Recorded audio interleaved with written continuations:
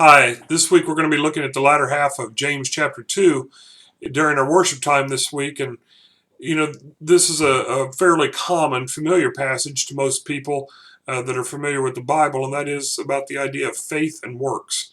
There's a lot of difficulty for some in trying to understand that James says that our faith and our works must go together, and whereas Paul says that our works and our faith don't really need to coincide together.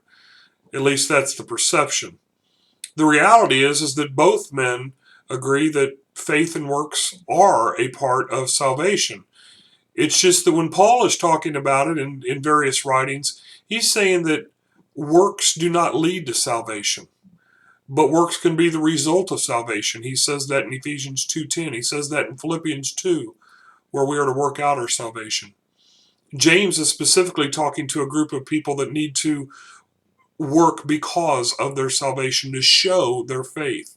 Specifically in the context of James 2:13, that mercy that God has shown us, that we are to show that to others, the poor and such.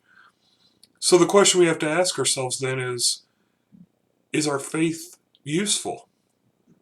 James gives a couple of examples: Abraham, Rahab, useless people really in the culture as we might think of it. A 75-year-old man who doesn't have a son. Later, he's 100 before the promised heir would come. Rahab's a prostitute. Both useless to God. Or were they? Because of their faith, they indeed were useful. Because they showed their faith through their works. And you and I must do the same. I hope you'll join us this week as we further explore this latter portion of the book of James, or James chapter 2. We look forward to seeing you then.